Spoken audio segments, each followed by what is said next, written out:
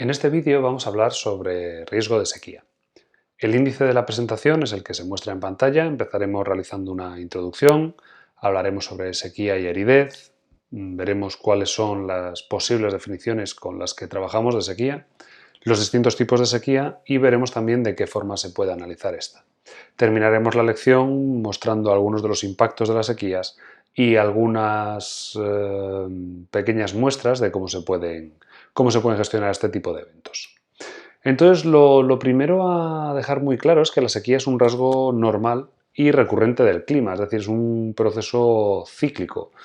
Es una anomalía en tanto en cuanto va a generar problemas, una anomalía que puede durar más o menos tiempo, pero que en el fondo no deja de ser un fenómeno natural. Lo único que está ocurriendo cuando tenemos una sequía es que tenemos unas precipitaciones inferiores a las normales, a las medias en el área, ¿de acuerdo?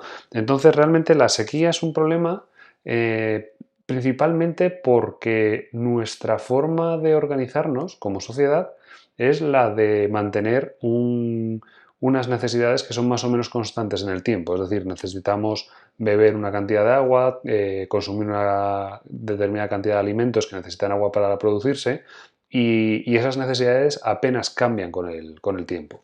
Sin embargo, el clima o el tiempo atmosférico más bien, la temperie, sí que va modificándose con el tiempo. Hay un valor climático, que es esa media, que es la que nos da la referencia sobre lo que nosotros vamos a poder hacer en una determinada zona, pero el problema que tenemos es que hay una cierta variación y esa variación es un rasgo normal y recurrente, pero que puede producir impactos como son la sequía. El inicio de toda la sequía es la escasez de precipitaciones, ¿de acuerdo? Es lo que normalmente se llama sequía meteorológica. Pero a medida que esa sequía meteorológica, esa escasez de precipitaciones se va prolongando en el tiempo, bueno, pues va transfiriéndose, va viajando a lo largo de todo el ciclo hidrológico, pues produciendo, como veremos, lo que llamamos sequía agrícola, sequía hidrológica y la sequía socioeconómica, finalmente. Otro de los puntos importantes a tener en cuenta es que no hay una definición de sequía universalmente aceptada. Cada organización, cada país, a veces cada investigador la define de una forma distinta, porque claro, una escasez de precipitaciones, pues ¿qué es una escasez? ¿Cuán por debajo tengo que estar de la media para que eso sea una escasez?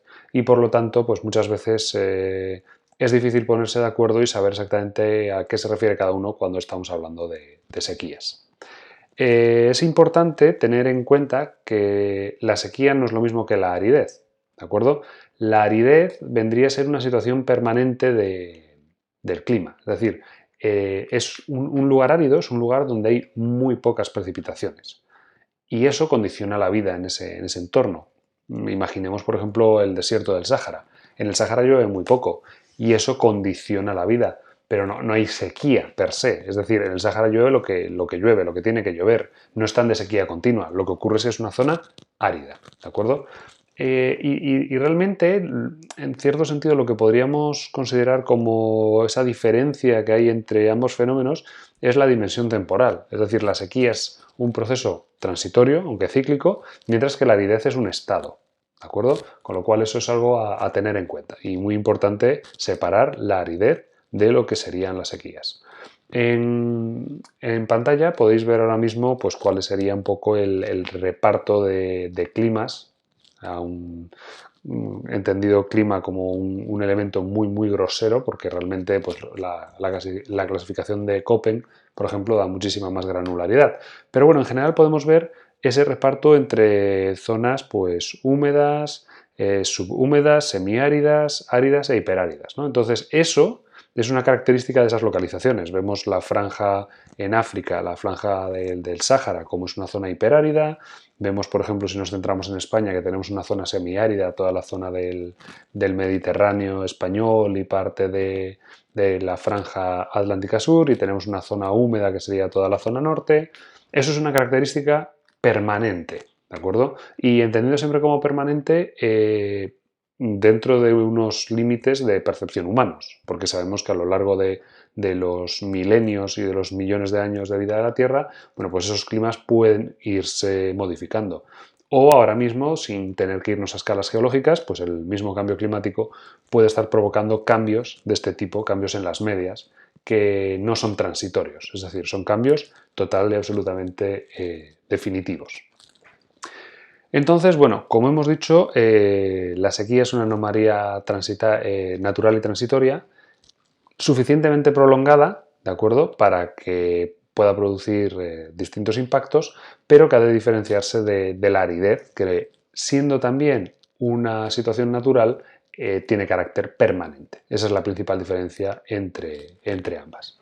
Por lo tanto, bueno, pues podríamos manejar definiciones como las que se muestran ahora en pantalla. Cuando hablamos de sequía, pues podría ser una condición natural, casual en el sentido de que es aleatoria, difícil de predecir, y temporal, de reducción importante en la precipitación y en la disponibilidad de agua con respecto a los valores normales, entendiendo normal como medio, abarcando un periodo de tiempo significativo y afectando una región amplia. Claro, cuando hablamos de valores normales hay que tener siempre en cuenta que estamos hablando de valores medios, ¿no? Porque la sequía también es normal. Que sea una anomalía no quiere decir que sea anormal, ¿de acuerdo? Y lo que sí que es importante y que lo diferencia sobre todo de la inundación, por ejemplo, la inundación puede ser un evento muy corto que tenga un efecto sobre una región muy pequeña. Una sequía no, o sea, yo no puedo tener una sequía en mi huerto y que en el huerto de al lado no haya sequía. La sequía además no puede durar 10 minutos, las sequías duran tiempo, ¿de acuerdo? Entonces la sequía podríamos hablar de un fenómeno que es extensivo, extenso, afecta a grandes zonas durante largos periodos de tiempo. Mientras que, bueno, pues otros fenómenos, como digo, como la inundación, pues están muchísimo más concentrados. La aridez, bueno, pues la aridez es una condición climática natural y permanente, ¿de acuerdo? Que se refiere pues a una precipitación media anual o estacional muy baja, es decir, una falta continua de agua. Entonces, estos son dos conceptos que tienen que ver, digamos, con la propia naturaleza, el sistema natural, el ciclo hidrológico, ¿de acuerdo? Sin embargo, bueno, hay otros conceptos, como por ejemplo puede ser el de déficit hídrico, en el cual hablamos de un desequilibrio temporal de los recursos hídricos inducido por el hombre, ¿de acuerdo? Es la gran diferencia entre déficit hídrico y sequía, es ese rol que juega el ser humano en la generación del uno y no de la otra. ¿De acuerdo? Entonces, realmente cuando hablamos de déficit hídrico, pues estamos hablando de un sistema de abastecimiento y que va a conllevar restricciones en el uso con respecto a la demanda. ¿De acuerdo? Este déficit hídrico puede haber sido inducido por una sequía o por otras causas. ¿De acuerdo? Es decir, yo puedo tener las mismas precipitaciones de siempre, pero como de repente he decidido convertir una zona de secano en una zona de cultivo agrícola, pues de repente resulta que la demanda de agua es muy superior a la oferta y por lo tanto tengo déficit hídrico. ¿De acuerdo? Entonces es muy importante tener en cuenta esta diferencia entre la sequía, que es un evento natural donde lo único que juega un papel son las fuerzas de la naturaleza, frente al déficit hídrico en donde el hombre juega su papel. También dentro de estas definiciones, bueno, pues creo que hay otras dos que son importantes e interesantes, como podría ser la de escasez de agua y desertificación. Cuando hablamos de escasez de agua, nos referimos a una condición permanente de desequilibrio entre los recursos hídricos y las demandas de agua en una región o un sistema de abastecimiento de agua caracterizada por un clima árido o un aumento rápido de la demanda asociado al crecimiento de la población, a la ampliación de la agricultura bajo regadío, etc. Es decir, que el déficit hídrico era a la sequía lo mismo que la escasez de agua es a la aridez. Es decir, cuando nosotros hablamos de déficit hídrico puede ser un fenómeno puntual, mientras que la escasez de agua es un fenómeno cronificado. ¿De acuerdo? Es decir, quizá la descripción que yo estaba dando antes respecto al crear una zona de regadío donde apenas llueve se corresponde más con la escasez de agua que con el déficit hídrico, ¿de acuerdo? El déficit hídrico podría quedar más claro, por ejemplo, en lugares donde hay mucho veraneo. Pensad en localidades que en verano multiplican su población por 4 y entonces, como estamos aumentando de forma temporal la demanda de agua, resulta que no hay suficiente agua para repartirla en las necesidades normales y hay un cierto déficit hídrico. Y la última definición, bueno, pues es el de la desertificación, que es la degradación del suelo en zonas áridas, semiáridas u otras que tengan una estación seca, causada principalmente por la sobreexplotación o el uso inapropiado del suelo en interacción con la variabilidad climática. Es decir, la desertificación puede tener una gran componente natural. De hecho, bueno, en muchos lugares simplemente las propias modificaciones climáticas, esa variabilidad, pueden acabar induciendo a la desertificación, pero hay que tener en cuenta que suele ser un problema muy ligado a la acción humana y que además tiene una solución muy complicada, es decir, es muy fácil desertificar, es muy difícil revertir esa situación, por lo tanto hay que estar muy pendientes de no caer en ese tipo de problemas. Entonces, bueno, un poquitín como resumen, tenéis aquí una tabla que os presenta pues eso, cuáles son las diferencias entre la aridez y la sequía a distintos niveles. Temporalidad, frente al área afectada, el régimen térmico, consecuencias y forma de las precipitaciones, que viene a recoger todo lo que hemos venido diciendo hasta ahora. La forma de caracterizar la aridez, bueno, pues la forma más sencilla, y veremos que es un poco lo mismo luego para la sequía, es por la vía de índices, ¿de acuerdo? O sea, al final, ¿cómo definimos si una zona tiene mucha agua o poco agua? Bueno, pues buscamos alguna relación que tenemos que verificar en muchas zonas y vemos a ver si se verifica o no. Entonces, por ejemplo, aquí tenemos el índice de Martone de 1923, donde bueno, pues se usa para definir esos límites climáticos de desiertos, praderas y bosques. Y lo que nos dicen es el valor del índice de Martone se calcula a través de la precipitación anual en milímetros dividido de la temperatura media anual más 10.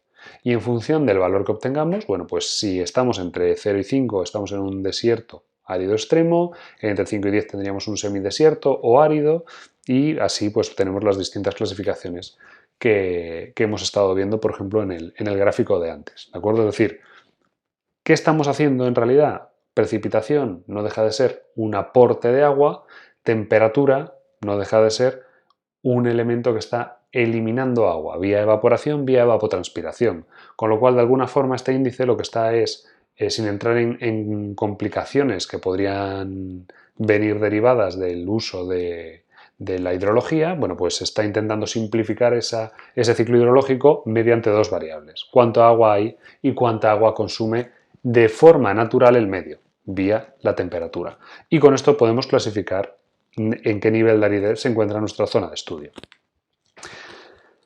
Índices hay muchísimos, ¿de acuerdo? Yo os voy a presentar algunos. Lo importante no es tanto que os quedéis exactamente con los índices que vamos a ver, sino con el hecho de cuáles son las ideas que hay detrás de cada uno de ellos. En este caso, bueno, pues tenemos el índice de Thornweight o la clasificación de Thornweight, que nos propone además dos índices, uno para la precipitación efectiva y otro para la temperatura efectiva.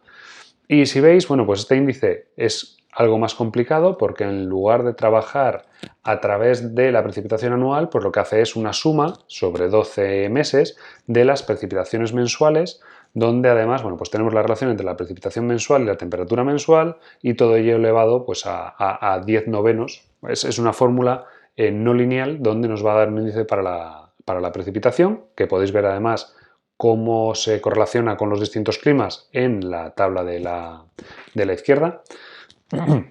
¿De acuerdo? Y ahí veis, bueno, pues de nuevo, con valores bajos tenemos árido y con valores altos tendríamos climas húmedos.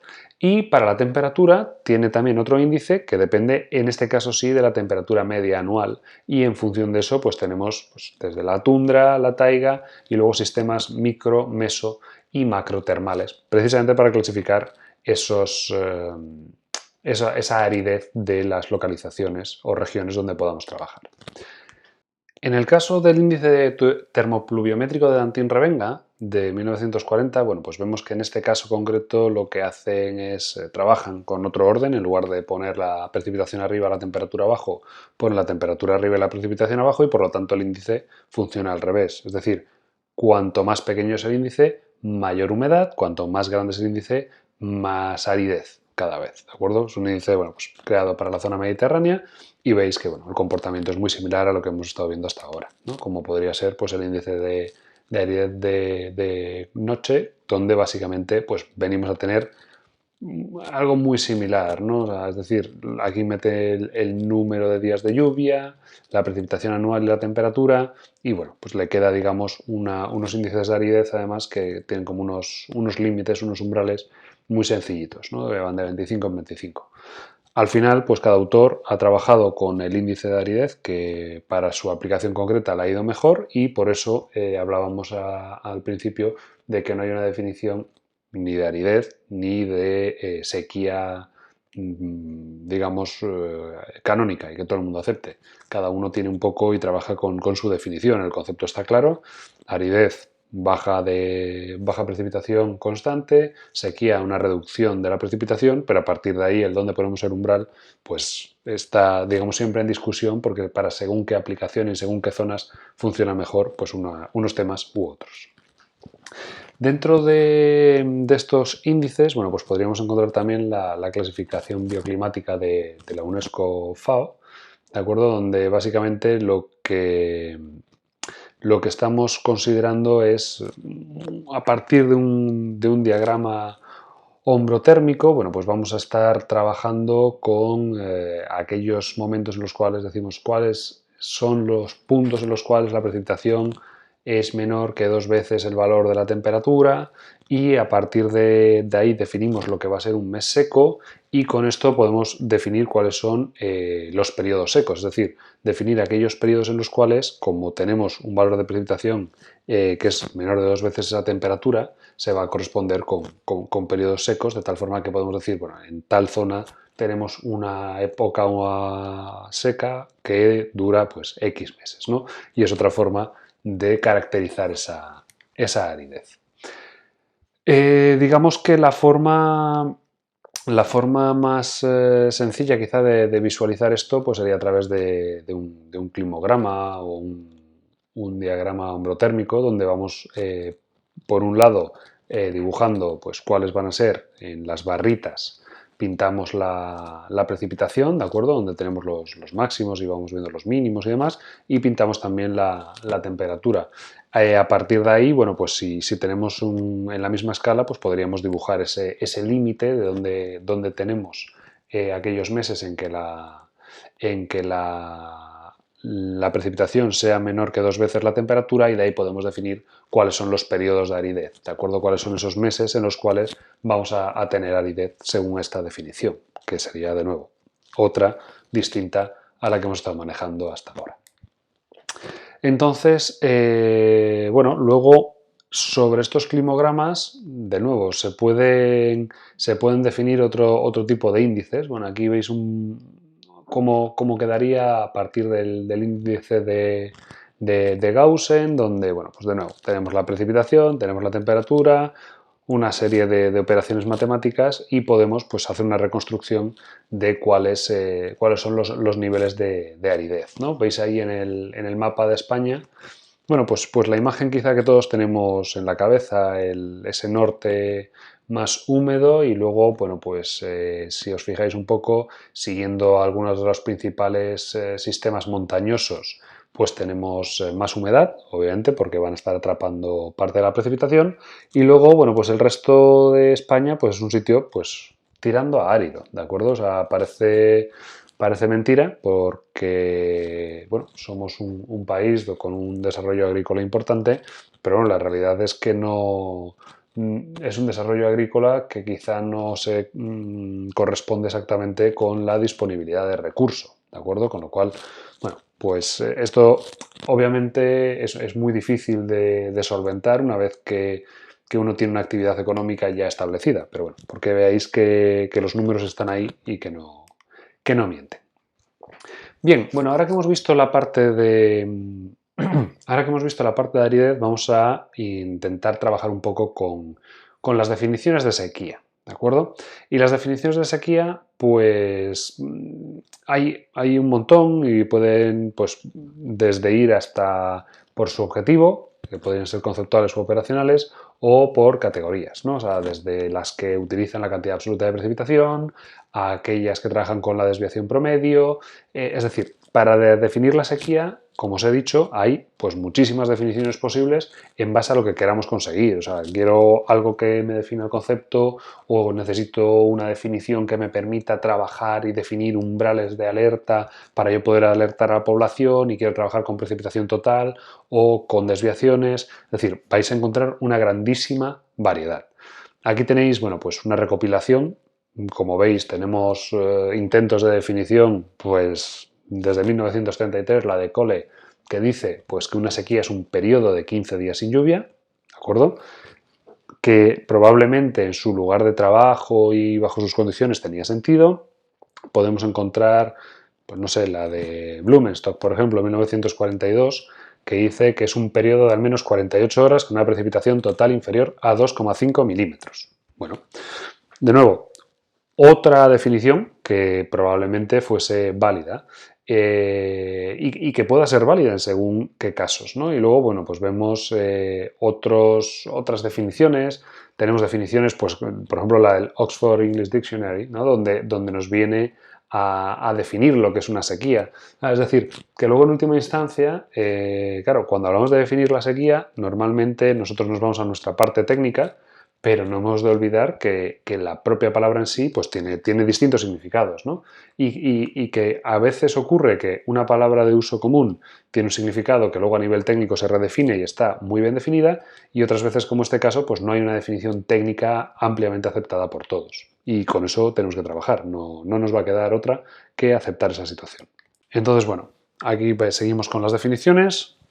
Veis que hay un porrón, no me voy a parar ya más en ellas, simplemente bueno, pues las tenéis ahí un poquitín como ejemplo de dónde salen y cuántas hay. Lo que sí que suelen manejar casi todas las definiciones de sequía son algunos conceptos que son comunes, ¿de acuerdo? Entonces, habitualmente una sequía va a tener un inicio y un fin, ¿de acuerdo? El inicio es el momento en el cual la escasez, y fijaos aquí que no me estoy refiriendo, por eso este tema también hay veces que es muy puntiagudo, ¿no? Con escasez de agua, el déficit de agua, ¿de acuerdo? Comienza a ser importante para considerar que hay sequía, eso sería el inicio. Fin sería el momento en el cual ese déficit se hace ya lo suficientemente pequeño o desaparece, y entonces se puede considerar que la sequía ha desaparecido. Entre el inicio y el fin tenemos una duración de la sequía. Vamos a tener una magnitud de la sequía, que vendría a ser la suma de todos esos déficits parciales, la intensidad, que va a referirse a cuál ha sido el momento de máximo déficit, y la extensión, pues que hace referencia a precisamente cómo de extendido está en el espacio. Aquí podéis ver que estamos trabajando con algo, ¿de acuerdo? Que probablemente sea un índice en el cual, bueno, pues tenemos valores positivos y negativos, y la sequía viene caracterizada por los negativos, ¿de acuerdo? Pero bueno, de nuevo, es otra forma distinta de caracterizar la sequía. Pero sí es importante el que entendáis eso, ¿no? Que podemos hablar, por un lado, de la magnitud, que viene a ser como la sequía acumulada, o podemos estar hablando de la intensidad, que es el valor que tiene en un determinado momento esa sequía. Entonces, bueno, para que veáis, ¿no? En 1985, dos autores, Wilhite y Glantz, en un estudio de la literatura científica, descubren más de 150 definiciones de sequía diferentes, ¿de acuerdo? Yo os he puesto unas cuantas, yo creo que no había 150, pero bueno, que las hay. Lo que pasa que, bueno, pues haciendo un cierto análisis se dan cuenta de que en realidad parece que la sequía pues se puede agrupar de alguna manera en cuatro grandes grupos. Esas definiciones, esas 150 definiciones, tienen detrás cuatro conceptos, y ellos lo linkan a los cuatro tipos de sequía: la sequía meteorológica, la agrícola o hidroedáfica, la hidrológica y la socioeconómica. Y tenéis a la derecha un pequeño gráfico donde veis que la meteorológica, quizás la meteorológica o climática, ¿no? es la que va más independiente del resto. Luego tendríamos la agrícola y la hidrológica, es decir, estas tres estarían un poquitín en secuencia. Una sequía meteorológica va a provocar una agrícola o hidroedáfica, que a su vez va a acabar provocando la hidrológica, pero luego la socioeconómica pues viene a medir las consecuencias de la agrícola y la hidrológica. Por lo tanto, está ahí un poquitín a caballo entre esas dos. Y estos son los 4 grandes tipos de sequía que existen. Y de hecho, muchas veces os vais a encontrar en la práctica que alguien va a estar hablando de que la preocupación real en no sé dónde es la sequía hidrológica. ¿De acuerdo? Y tenéis pues, que tener claro qué son cada uno de estos 4 tipos de sequía.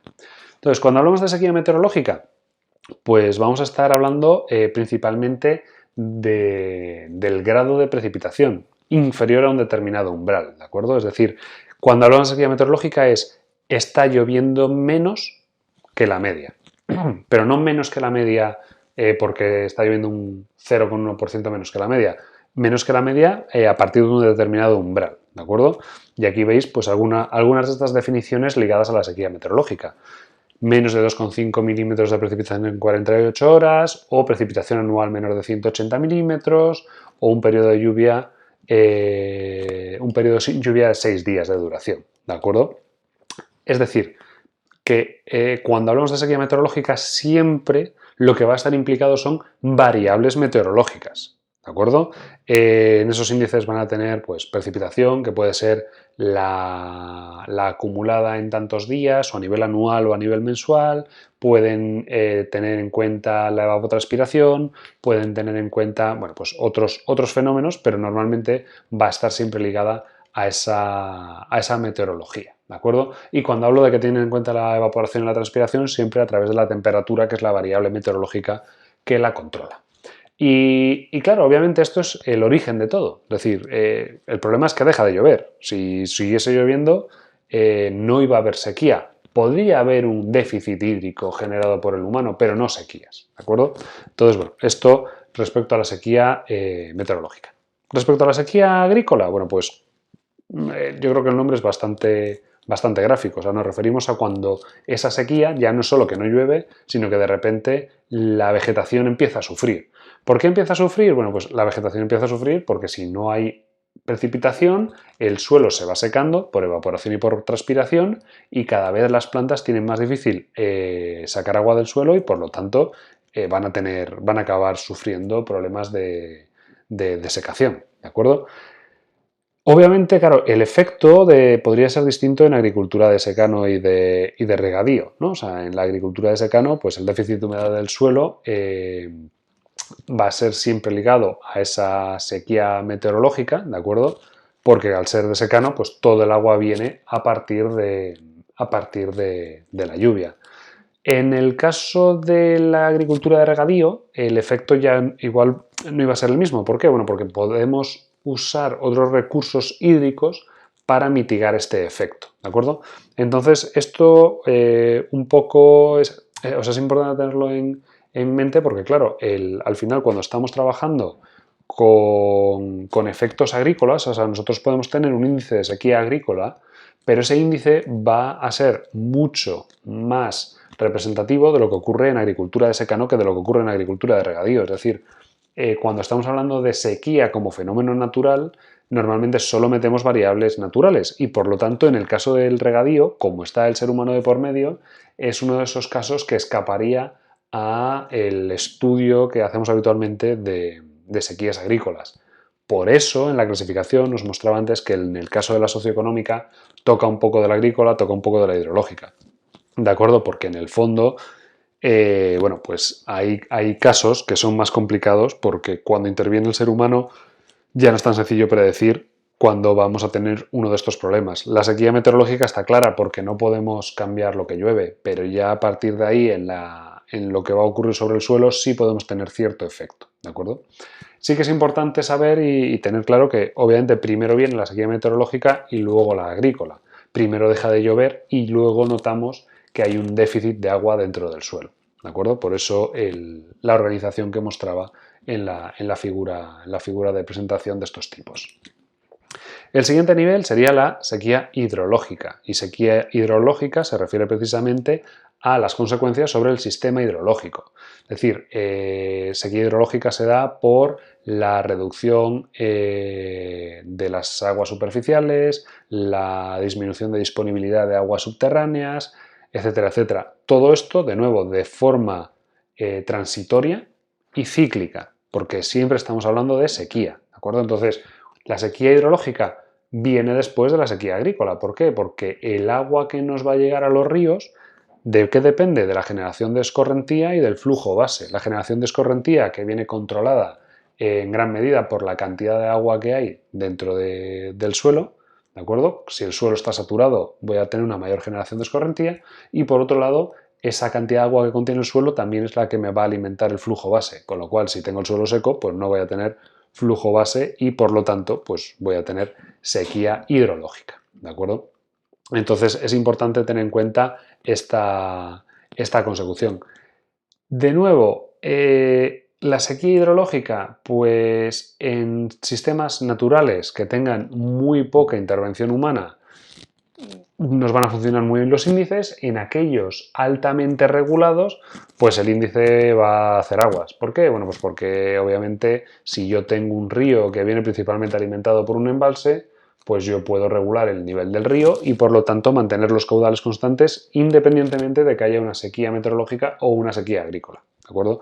Entonces eso es importante tenerlo en cuenta cuando estéis haciendo vuestras caracterizaciones. Es decir, si hay un río que está altamente regulado, pues realmente estos índices, por eso hay tantos índices también, es decir, vais a tener que tirar de otro tipo de índices y redefinirlos para que capturen las condiciones concretas de vuestra situación. Entonces, aquí tenéis un ejemplo de cómo viajaría esa sequía a lo largo del sistema, ¿no? En la línea de arriba representa la precipitación, la siguiente de abajo la escorrentía, la siguiente la humedad del suelo, la siguiente el caudal hidrológico y la última el agua del subsuelo.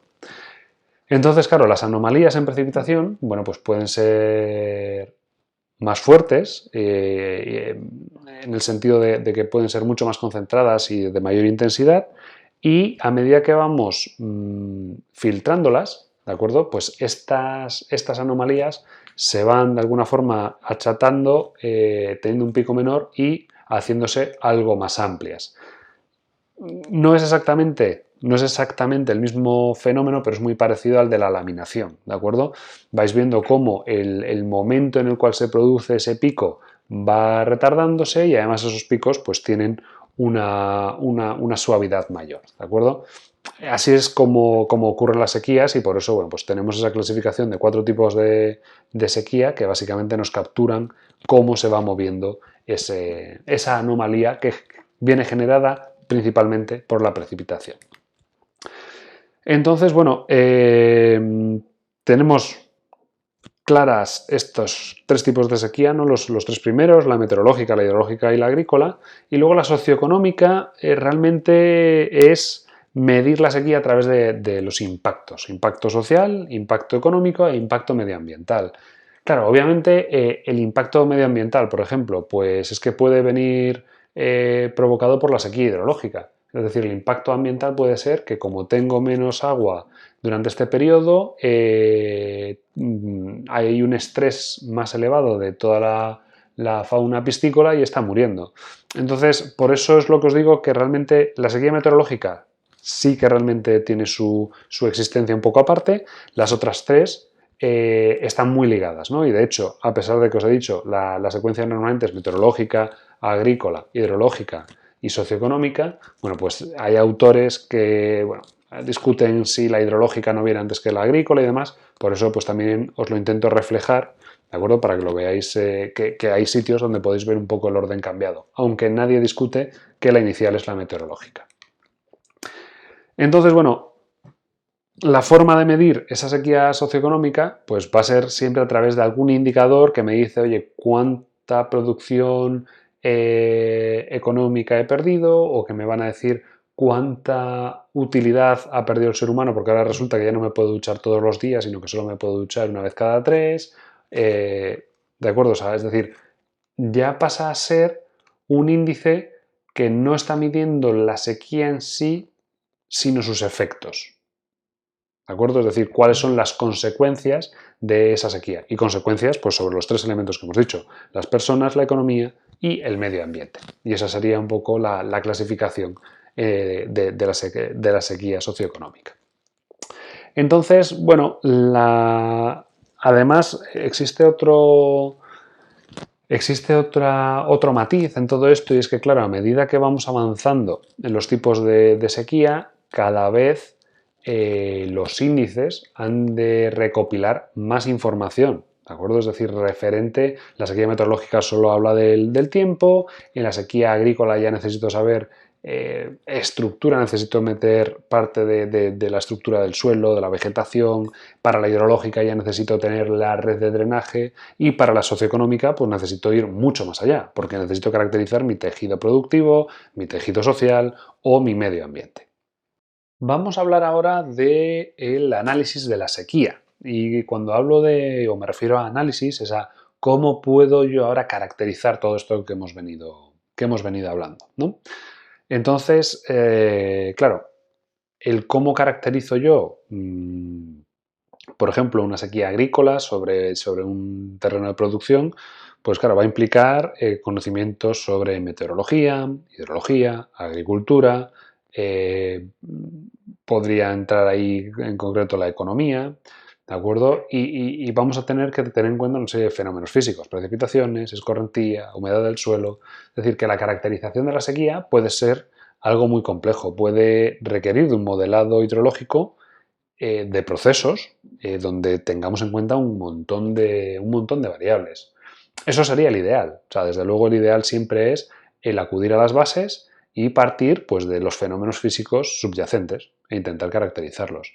¿Qué ocurre? Bueno, que eso es muchísimo trabajo, mucho esfuerzo, muchas veces para cosas mucho más sencillas. Es decir, oiga, es que yo lo que necesito es un umbral de prealerta para poner en marcha una serie de medidas, que sé las que son, y lo único que necesito es un indicador sencillo, ¿de acuerdo? Con lo cual, no siempre vamos a partir de una caracterización con el mayor nivel de detalle posible. Va a haber casos en los cuales pues directamente asumamos que se puede simplificar, ¿no? Entonces, en general, varía de nuevo según los autores, pero podéis encontrar que se habla de 4 metodologías. Métodos empíricos, analíticos, índices y simulación o modelos.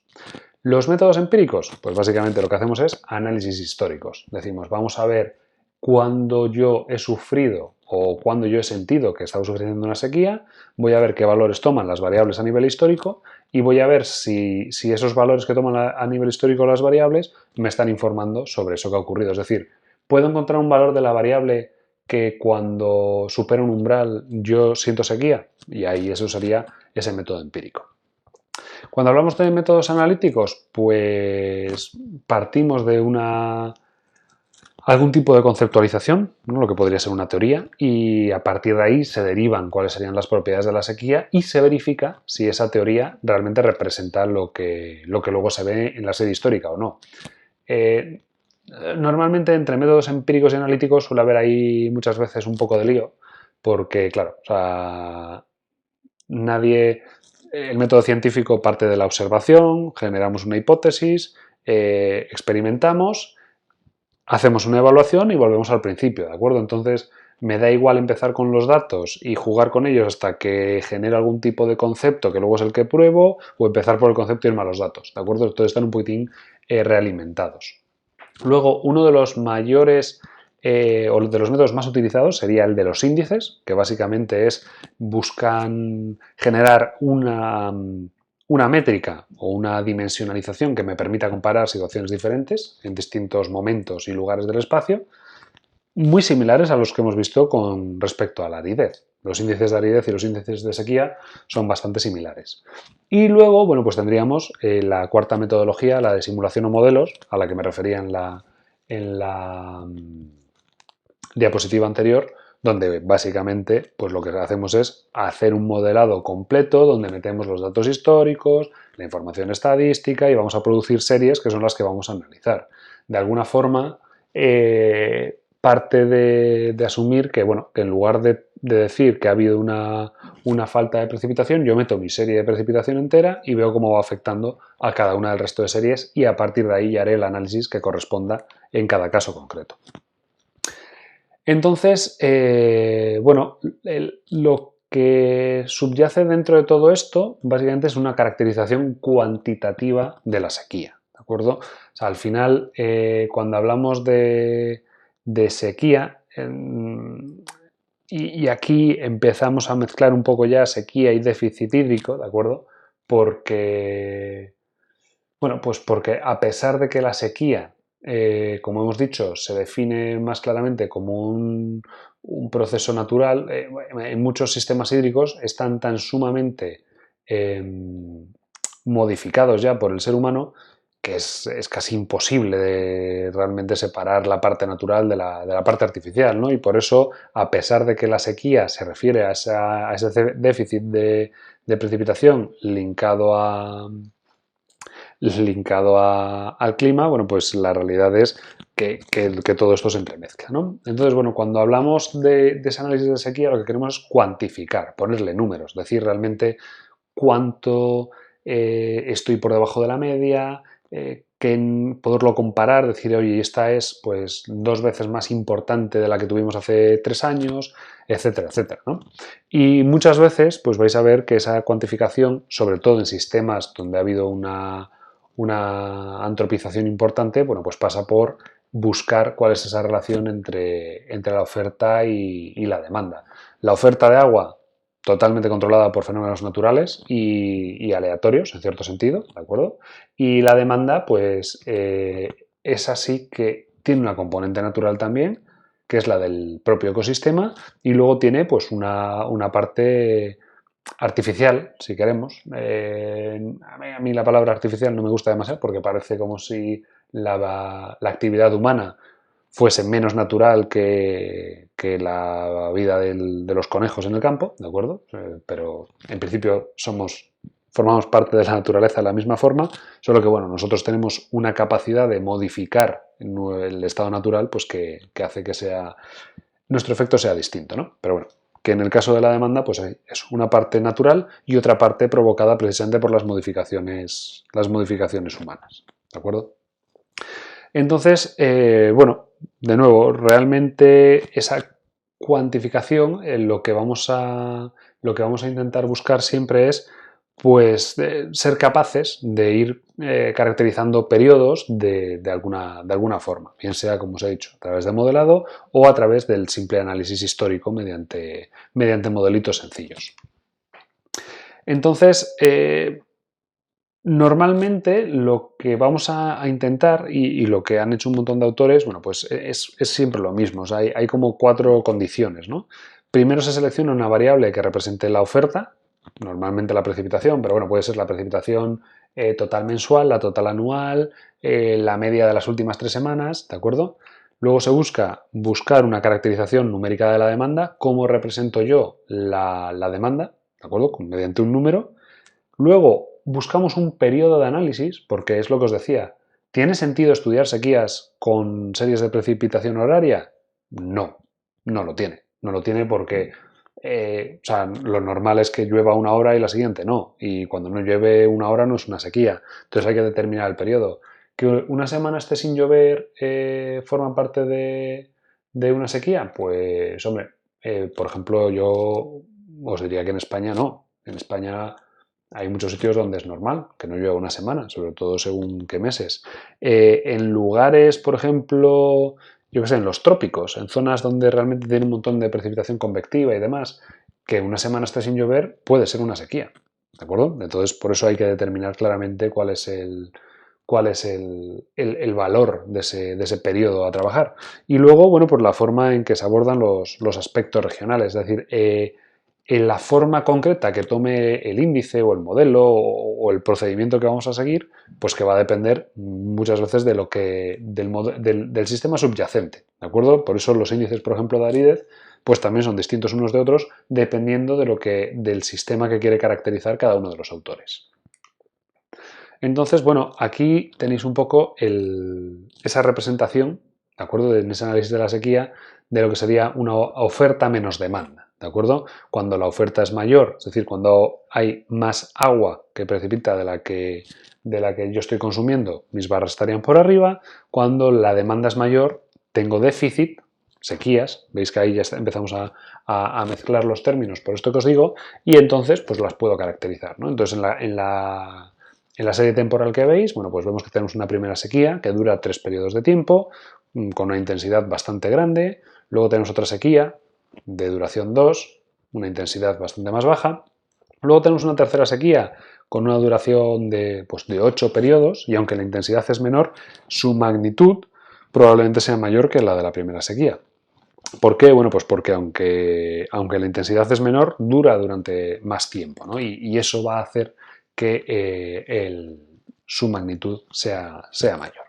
Entonces, este tipo de análisis de oferta menos demanda son normalmente los más clásicos y los más típicos que vais a encontrar a la hora de hacer cuantificaciones de sequías. ¿De acuerdo? El análisis de la sequía sale principalmente pues, de un análisis como este, donde básicamente estamos comparando oferta y demanda y de esas diferencias pues hacemos la cuantificación. A partir de ahí nosotros con estos datos podríamos calcular cuál es la intensidad media de las sequías o la duración media de las sequías ¿de acuerdo? O cada cuántos años tengo sequías o cuántas sequías tengo al año. O sea, a partir de ahí podéis hacer un montón de estadística para buscar la respuesta a la pregunta que tengáis o que os hayan formulado y que os están pagando para que respondáis, que es muchas veces lo que suele ocurrir. Entonces, bueno, ¿cómo podríamos identificar una sequía meteorológica? Bueno, pues en una sequía meteorológica lo único con lo que estamos jugando es con la oferta. ¿De acuerdo? O sea, lo que hemos dicho es que la sequía meteorológica se refiere a la meteorología, a la cantidad de agua que voy a tener. ¿De acuerdo? Por lo tanto, ¿de qué manera voy a caracterizar yo o identificar esa sequía meteorológica? Bueno, pues lo que voy a tomar es mi serie de la oferta y normalmente lo que suele hacerse es una función de distribución de probabilidad. Yo tomo toda esa serie, calculo su función de probabilidad y a partir de ahí digo, para mí una sequía, daos cuenta de una cosa, como la sequía es algo recurrente, quiere decir que la sequía tiene una probabilidad de ocurrencia, ¿no? Una sequía, por ejemplo, en un determinado lugar se puede definir como aquellas condiciones que se dan un 10% del tiempo, con lo cual el 10% del tiempo estaría en condiciones de sequía. ¿Eso a qué se corresponde? Pues al valor de precipitación que tiene una probabilidad del 90% de ser superado. Y solo tengo un 10% de probabilidades de estar por debajo de ese valor. ¿De acuerdo? Esa sería la forma de identificar esa sequía meteorológica. Y ahí, en ese caso, cuando hablamos de sequía meteorológica, podríamos perfectamente prescindir de la demanda. O podríamos trabajar incluso incluyendo la demanda. Pero bueno, si hablamos solo de sequía meteorológica, nos valdría trabajar de esa manera. ¿De acuerdo?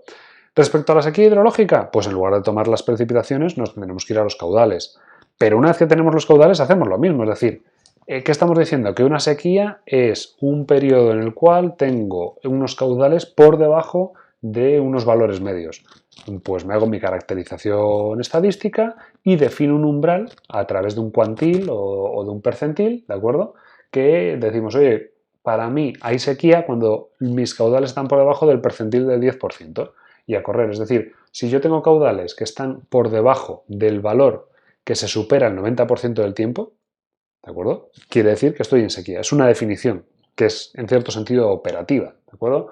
Y ese, lo que marca que haya o no sequía es el umbral que yo fijo, del 10%, del 20% o del 5%, y eso va a depender de las condiciones de lo que yo vea. No es que resulta que en Cantabria, cuando los caudales están por debajo de el 5% de los más pequeños, es cuando se siente la sequía. Pues yo entonces defino mi sequía hidrológica de esa manera. Y ya está. ¿De acuerdo? Claro, todos estos índices que nosotros vamos a definir, realmente os lo voy a poner de otra manera. ¿Tiene sentido hablar de sequía cuando el caudal es el del 10% y no cuando es el del 10,5%? Bueno, pues la realidad es que no. O sea, la realidad es que la sequía, como casi todo en la naturaleza, son fenómenos continuos que no aceptan demasiado bien ese concepto de umbral, ¿no? O sea, quizá en las inundaciones está más claro. Cuando el agua se sale del cauce, tengo inundación. Y de nuevo, no es lo mismo que el agua se salga un poco a que tenga las vacas nadando en 2 metros de agua, ¿vale? O sea, son cosas muy distintas. Y con la sequía, pues pasa algo parecido. Entonces, a la hora de pensar en esa gestión de las sequías y la generación de los elementos necesarios para trabajar con sequías, bueno, pues va a hacer falta que busquemos cuáles van a ser realmente los índices y las definiciones que mejor van a cuadrar con la información que tenemos que proporcionar en cada uno de los casos, ¿de acuerdo? Entonces, digamos, por eso hay tantas definiciones de sequía y precisamente por eso vais a encontrar tantos índices y que se utilizan de distintas maneras debido precisamente a esas necesidades de realmente matizar para capturar lo que está pasando en una zona concreta. Entonces, bueno, cuando hablamos de índices, básicamente vamos a encontrar casi la gran mayoría, yo me atrevería a decir, que se refieren a sequía meteorológica, edáfica e hidrológica, porque son las que van a depender, son índices que van a depender de variables, bien sea climáticas, bien sea hidrológicas. ¿Hay índices de socioeconómicos? Sí, pero claro, ya empezamos a necesitar conocimientos que van más allá de los de la meteorología y la hidrología y por lo tanto, bueno, pues no, en nuestro campo no suelen ser los que más vamos a ver que se manejen, ¿no? Pero bueno, existen. Aquí tenéis, bueno, pues algunos de los índices, luego no los vamos a analizar todos, de nuevo, hay un porrón y es cuestión de que, bueno, pues en cada caso concreto escojáis o utilicéis el que os pida la normativa, porque luego muchas veces los propios planes de sequía de cuenca ya han identificado cuáles son los índices a utilizar en cada cuenca y si no, bueno, pues que os vayáis a alguno de los típicos. Quizá, bueno, pues el más típico es el SPI, el segundo que veis, el índice estandarizado de precipitación, seguido del SPEI, que es una modificación del SPI hecha por autores españoles y que se utiliza bastante en la práctica, o el índice de Palmer. Bueno, luego hay un montón de índices, ¿de acuerdo?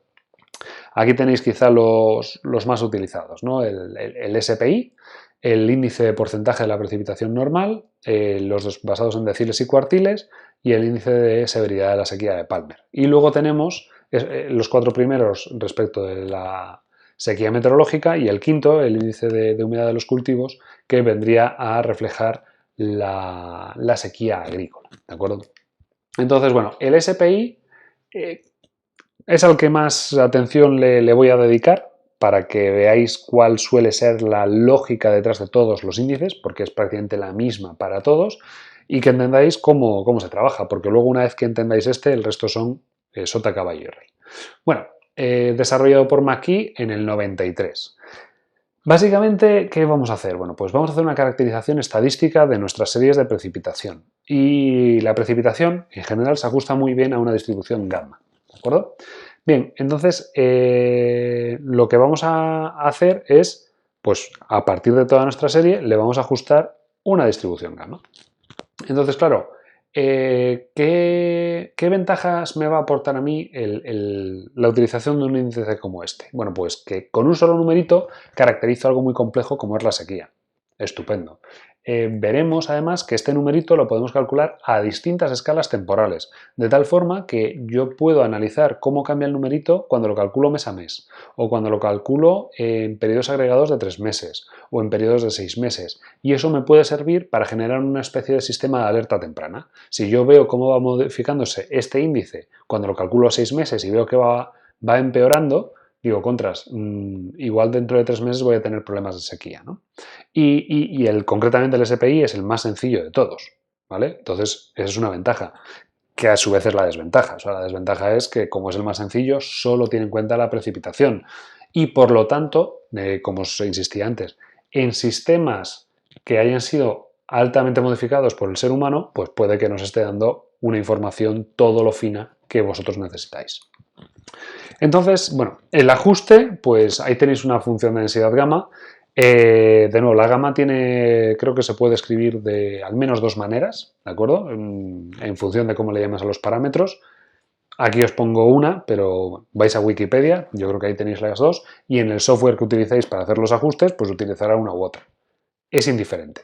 La pinta que tiene la gamma es la que veis abajo, ¿vale? Que es como una especie de campana asimétrica que parte del cero y luego de una cola así bastante larga, que de forma, digamos, así se puede percibir, ¿no? que representa bastante bien la lluvia. O sea, nosotros tenemos unos valores normales de lluvia y sabemos que puede llegar a llover mucho más, pero no puede llover por debajo de cero, ¿no? Entonces, por eso la verdad es que ajusta bastante bien.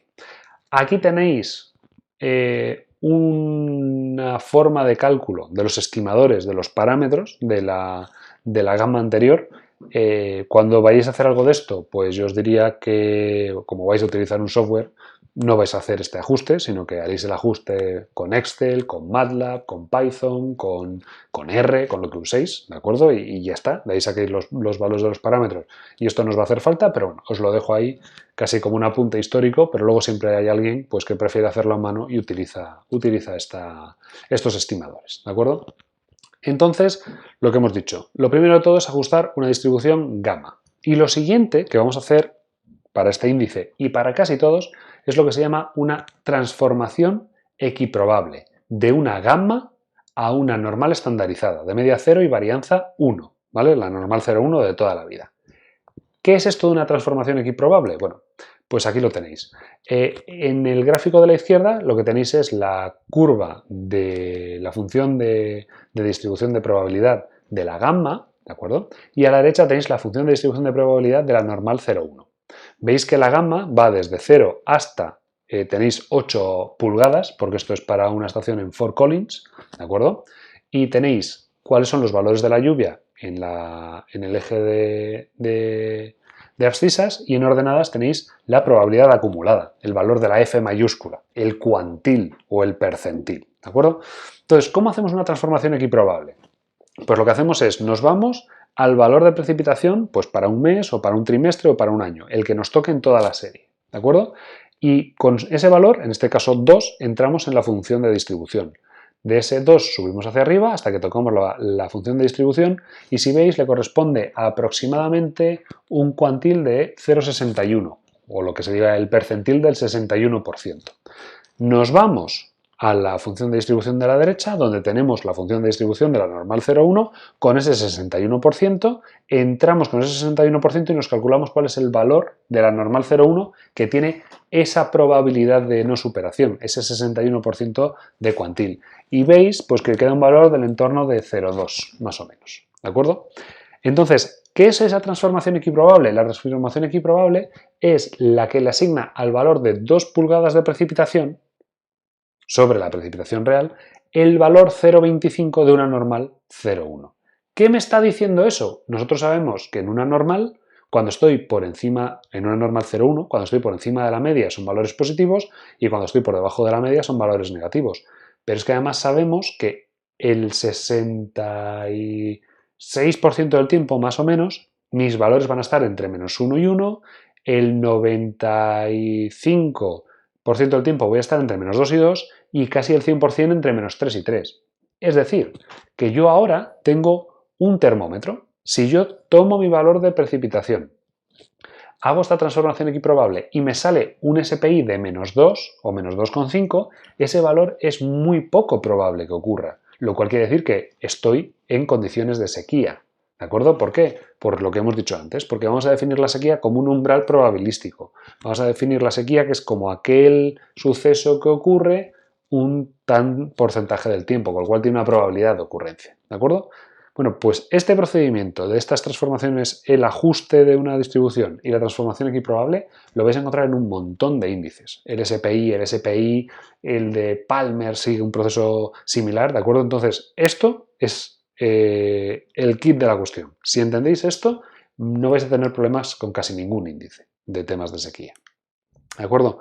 Entonces, bueno, aquí tenéis un poco cómo trabajar la transformación equiprobable a nivel, si en lugar de hacer la gráfica la hacéis con las fórmulas. De nuevo, si usáis un software no os va a hacer falta nada de esto, porque en el software lo que le vais a decir es calcúlame cuál es el cuantil de este número con esta distribución y ahora vais a ir a otra función y le vais a decir calcúlame cuál es el valor de la normal 0,1 al que le corresponde este cuantil y ya tenéis automáticamente calculado el índice, ¿de acuerdo? Ya tenéis automáticamente calculado el SPI. Pero de nuevo, os lo pongo por aquellos que igual pues lo preferéis hacer a mano o queráis chequear al principio que lo estáis haciendo bien con la hoja Excel o lo que sea que vayáis a utilizar. Entonces, claro, lo que os digo, cuando antes hablábamos de que hay que definir un periodo para el estudio, aquí tenéis el índice SPI, bueno, el índice SPI y otros tantos, los podéis encontrar en abierto, pues por ejemplo, para para los Estados Unidos de Norteamérica, ¿no? Y aquí veis pues, que tendríamos el SPI para un mes, para 3 meses, para 6 meses y para 12 meses. ¿Qué quiere esto decir? Pues, por ejemplo, el de un mes se calcula partiendo de la serie de precipitación a un mes. Yo tomo, por ejemplo, si tengo datos diarios, sumo mes a mes, voy a tener una serie de valores y a partir de ahí le ajusto una gama y hago la transformación equiprobable. Y a cada mes le va a asignar un valor de SPI. ¿Cómo hago el de 3 meses? Pues tomo, por ejemplo, los valores de lluvia mensual y los voy agrupando de 3 en 3. Tomo enero, febrero, marzo y hago la suma. Tomo febrero, marzo, abril y hago la suma. Tomo marzo, abril, mayo y hago la suma. De tal forma que cada numerito me representa lo que ha llovido en 3 meses. Y ahí hago lo mismo. Le ajusto una gama y transformación equiprobable. Hago lo mismo con los 6 meses y hago lo mismo con los 12 meses. Aquí es donde veis la potencia de hacer estas transformaciones equiprobables. ¿Por qué? Porque, claro, en un mes, en un sitio donde llueva todos los días, en un mes llueve la duodécima parte de lo que llueve en el año. Entonces, si en un mes llueve 100, en el año llovería 1200.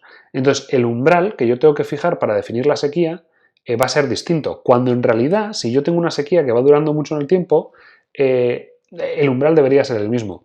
Cuando hacemos esta transformación equiprobable, pasamos a algo como el índice SPI. Ahora yo puedo definir la sequía, por ejemplo, cuando estoy por debajo de -1. Y entonces yo puedo ir viendo cómo va evolucionando esa sequía en el tiempo, ¿no? De hecho, aquí veis, bueno, pues la lectura de esto, como todos estos índices son para finales de mayo de 2009, podéis ver, por ejemplo, que en la zona de California, bueno, pues parece que a lo largo del último año, que sería el SPI de los 12 meses, pues tengo unos valores de sequía relativamente bajos, ¿de acuerdo? O sea que a lo largo del último año algo de sequía ha habido, pero parece que no muy fuerte. En el mapita de los 6 meses veis que está en blanco, lo cual quiere decir que en los últimos 6 meses no ha habido problema. Sin embargo, en el de los últimos 3 sí que pita la sequía. ¿Qué quiere esto decir? Pues que los 3 últimos meses probablemente ha habido menos agua de la que debería haber habido, pero los 3 anteriores llovió bastante, por eso el de 6 meses no pita, ¿vale? Y veis que en el de un mes vuelve a estar en blanco, lo cual quiere decir que probablemente en el último mes haya llovido, ¿vale? Ese es un poco el análisis que se puede hacer con los índices y con los distintos periodos de agregación. Y claro, es muy sencillo porque aquí estamos quitándonos de en medio los números, los ajustes estadísticos. Una vez que hemos sacado el índice es muy fácil de interpretar y muy fácil de ir leyendo para ir viendo cuál es la evolución de nuestro sistema. Obviamente requiere un poco de entrenamiento y de práctica, pero como veis no es ninguna locura ni hay un modelazo detrás que haya que interpretar, con lo cual es bastante cómodo de trabajar con índices y por eso son tan populares. Bueno, tenéis aquí una serie de análisis y de recomendaciones de lo que nos va a proporcionar cada uno de las agrupaciones y demás, ¿de acuerdo? Pero bueno, va un poquitín en la línea de lo que ya os acabo de contar. Pero bueno, aquí lo tenéis por escrito para que os quede y lo podáis leer con calma y analizarlo, intentar darle una vuelta. Por supuesto, cualquier duda que surja, pues mandáis un correo y listo. Entonces, bueno, el índice SPI, hemos estado hablando de cuáles son los valores que puede tomar, pero bueno, en realidad hay una tablita, como la que veis aquí, que lo define, ¿no? Nos dice, oye, si estoy entre 0 y 1, estoy en un periodo que se llama húmedo ligero, es decir, ligeramente más húmedo que la media. Y si estoy entre 0 y -1 es sequía ligera, que es una forma realmente entre 1 y -1 es entre donde me voy a estar moviendo, siempre. Con lo cual, realmente, bueno, pues eso, que es ese 68% de probabilidad, antes os decía 2/3, es un poquito más, ¿vale? Donde ya empiezo a tener problemas, bueno, pues cuando estoy por debajo de -1, entre -1 y -1,5 sequía moderada, entre -1,5 y -2 sequía severa y por debajo de -2 sequía extrema. Ya veis que una sequía extrema es la que se produce el 2,3% del tiempo, ¿vale? Entonces, en 100 años, pues sería la que corresponde con 2,3 años. Del tiempo vamos a estar en una sequía de esos valores, ¿de acuerdo? Porque veis un poquitín luego pues, cómo se acaban de usar estos índices. Aquí, bueno, pues tenéis de nuevo toda esta información, la tenéis, la hay para España, la hay para Estados Unidos y podéis ir encontrando pues, los valores del índice en distintos lugares, ¿no? Aquí pues lo tenéis también para para México, para España. Bueno, vais a encontrar el índice SPI en un montón de sitios. ¿Es el único índice? Por supuesto que no. Hay otros muchos. Por ejemplo, aquí os muestro el índice de porcentaje de la precipitación normal, que básicamente es tomamos la precipitación del periodo de estudio, lo dividimos de la media de un periodo de la misma duración, es decir, si tomo la lluvia, si yo tomo la lluvia del mes de enero, pues tomaría la precipitación promedio de los últimos 30 años, pero a nivel mensual, ¿de acuerdo? O sea, lo que no puedo es meter la precipitación mensual arriba y la anual abajo. Tiene que ser del mismo periodo. Y en base a los valores que toma, bueno, pues de nuevo, tengo categoría pues, de sequía, ligera, moderada, fuerte, aguda o intensa, en base a los valores que toma. De nuevo, muy similar al SPI, no le vamos a parar mucho más. Cuando hablamos de cuantiles, pues si os fijáis, es lo que hemos hecho con el SPI. Por eso os decía que una vez que entendáis el SPI, el resto son habas contadas. Con el SPI, ¿qué es lo que estamos haciendo? En lugar de trabajar con cuantiles, que según la distribución pueden ser... Es decir, nosotros no sabemos entre el cuantil del 10% y del 20% a qué rango de cambio le corresponde en precipitación, por ejemplo, ¿no? Entonces, el SPI lo que hace es, en lugar de trabajar con los cuantiles, irse a una variable auxiliar, que es precisamente esa normal 0,1, que me da la idea total de dónde estoy. Sin embargo, yo me puedo quedar en los cuantiles y decir, oye, voy a calcular mi sequía y voy a llamar sequía a cuando estoy en un cuantil inferior al del 10%. ¿De acuerdo? Es decir, voy a decir que estoy en condiciones de sequía el 10% del tiempo en que tengo los menores valores. Y en eso se basan los índices basados en cuantiles. ¿Qué cuantil va a ser el que tome de referencia? Pues de nuevo, lo tengo que ajustar. Tengo que buscar el umbral que ajuste en base a las condiciones de mi zona de estudio, sin más. ¿De acuerdo? Entonces, bueno, pues aquí tenéis una aproximación de, bueno, pues cuando estoy en la norma, cuando estoy entre los cuantiles del 30 y el 70, por encima de la norma del 70 al 80, bastante por encima del 80 al 90 y por encima, o muy por encima, más allá del 90. Bueno, esto es una tabla propuesta por unos autores, realmente no, ahora mismo no recuerdo quiénes, pero vais a encontrar tablas similares para el tema de los cuantiles de otros autores. No es importante cuáles son los umbrales que le dan a los porcentajes, sino tener claro que esa sequía se debe definir precisamente en base a esos umbrales. Y luego, bueno, pues hay otros índices, como veis, ¿no? El índice de severidad de la sequía de Palmer, el PDSI, que al final lo que me va a estar es midiendo la relación precisamente entre la precipitación y la temperatura. ¿De acuerdo? Sin más, o sea, son distintos índices que luego se han ido desarrollando, que dan una idea muy similar a la que estaba dando el SPI, solo que bueno, pues cada vez incluye más información. Ya cuando tengo en cuenta la temperatura, pues ya está de alguna forma incorporada la evaporación, con lo cual tengo oferta y demanda, pero en el fondo pues son básicamente lo mismo. Luego va a haber una transformación equiprobable, porque voy a haber hecho previamente un ajuste estadístico, es decir, la esencia es la misma. Luego, los datos concretos, bueno, pues van a cambiar. El índice de humedad de los cultivos, pues parecido. Es decir, al final, en lugar de utilizar únicamente precipitación y temperatura, voy a usar humedad del suelo. La humedad del suelo, obviamente, es un proxy, me da una información mucho mejor de cómo va a sentir la vegetación el periodo climático en el que estoy, pero va a necesitar también más información para calcularlo, va a ser más difícil. Bueno, va a depender el índice que utilicéis, lo que os digo, de cuál sea ese objetivo que buscáis. Porque luego veis, en esta tabla veis cómo, bueno, pues voy a tener para distintos índices los mismos valores. O sea, porque si yo luego me lo paso a una normal 0,1, pues van a tener más o menos la misma interpretación, sin más.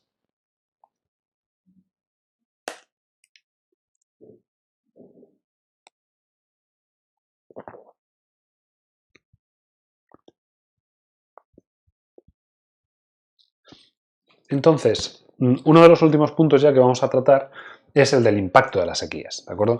Las sequías, claro, cuando deja de llover, en principio, pues no tiene por qué pasar nada, porque no llueve de continuo, ¿de acuerdo? Pues igual llueve en 6 horas y luego me pasa otros días sin que llueva y vuelve a llover, con lo cual, pues el impacto de la falta de lluvia, de la sequía meteorológica, puede ser bajo.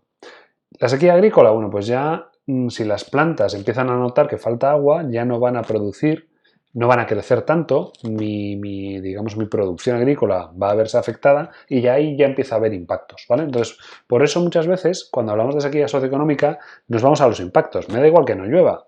Si las plantas creciesen igual, nadie se iba a preocupar por la sequía. El problema es que no crecen igual. Y como no crecen igual, ni yo, agricultor, voy a ganar la misma cantidad de dinero, ni va a haber digamos, la misma oferta de alimentos en el mercado, van a subir los precios, es decir, todo eso acaban siendo impactos, ¿de acuerdo?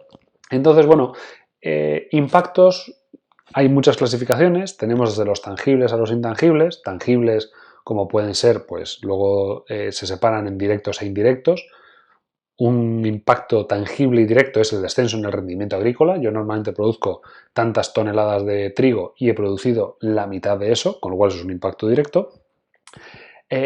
Impactos indirectos, pues podría ser la disminución de puestos de trabajo. Como este año hay menos producción, yo contrato a la mitad de gente porque no necesito tanta gente, eso es un impacto indirecto. Y luego los impactos intangibles, que por ejemplo podría ser la aceleración en la pérdida del suelo. Como yo tengo sequía, no ha crecido la vegetación de la misma forma, el suelo está desprotegido y el día que tenga una fuerte tormenta puedo perder suelo. ¿De acuerdo? Bueno, pues esa sería un poco esa primera clasificación. Hay otras clasificaciones donde solamente vais a ver que hablan pues eso, de impactos directos e indirectos, que básicamente pues no es más que una parte de la que hemos visto antes dentro de los tangibles, ¿no? Y luego, bueno, pues una tercera que podríamos hablar de impactos económicos, impactos ambientales e impactos sociales.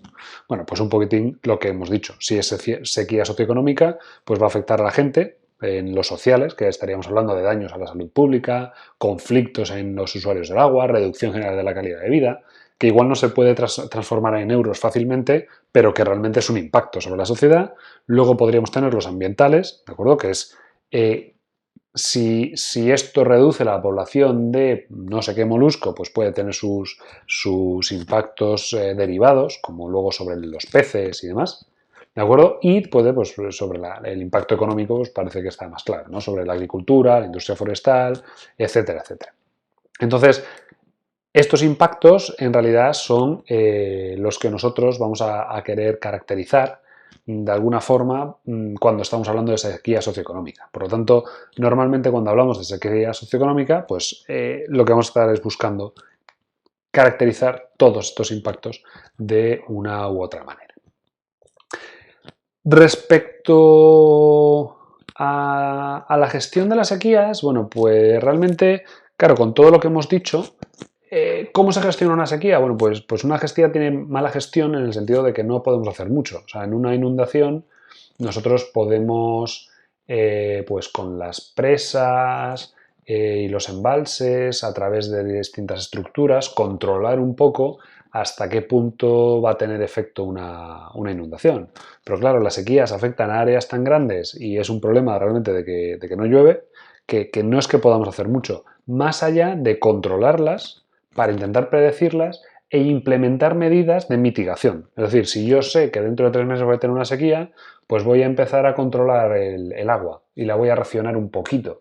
¿Por qué? Porque con ese poquito que yo la racione a lo largo de estos 3 meses antes de que llegue la sequía, pues luego llega la sequía, pero lo que he ido ahorrando estos meses lo dejo consumir allí y resulta que al final el impacto es mucho menor porque lo reparto en el tiempo. De nuevo, laminación, ¿de acuerdo? No es el mismo fenómeno, pero la esencia es la misma. Entonces, bueno, pues en España, pero esto pasa en todos los países, ¿de acuerdo? Tenemos distintas instituciones, los organismos de cuenca, las administraciones hidráulicas, la comunidad autónoma, entidades locales, todas ellas, digamos, con ciertos intereses y con distintas, por tanto, funciones dentro de lo que es el Observatorio Nacional de la Sequía, ¿de acuerdo? Donde en el fondo lo que van a hacer es uso de cosas como las que hemos estado viendo, de los índices, para determinar pues dónde puedo tener problemas de sequía, en qué zonas tengo agua de sobra, en qué zonas me falta agua, etcétera, etcétera. ¿De acuerdo? Eso es todo lo que hemos venido estudiando. Básicamente lo que hace, o sea, todo el tema de cómo caracterizo la sequía, es generar instrumentos de gestión. ¿Y qué es un instrumento de gestión? Una métrica, un índice, un valor que me permite saber si estoy bien o estoy mal y cuán bien y cuán mal estoy para a partir de ahí poder determinar qué medidas implementar y cuándo implementarlas, ¿no?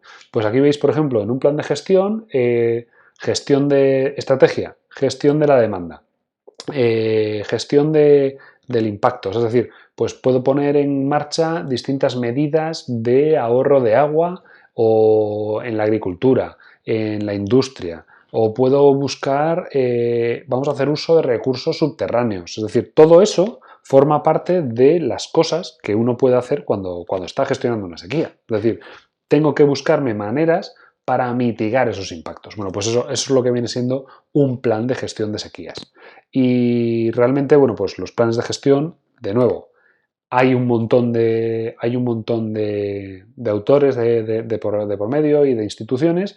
Y bueno, en el caso de España, todo el tema de gestión de sequías está regulado en la ley del Plan Hidrológico Nacional, que se va actualizando y puede ir cambiando, pero principalmente lo que dice es que los organismos de cuenca tienen que elaborar los planes especiales de actuación en situaciones de alerta y eventual sequía, donde van a tener que reflejar precisamente un estudio mediante índices o modelos de la sequía a nivel histórico en la cuenca en concreto, proponer una serie de métricas y de índices para estudiarla en el futuro y cuáles son los niveles de prealerta, de alerta, etcétera, etcétera, para poder actuar e implementar las medidas de gestión que se hayan considerado más adecuadas viendo lo que ha pasado en el periodo histórico y viendo cómo puede evolucionar esa sequía a futuro.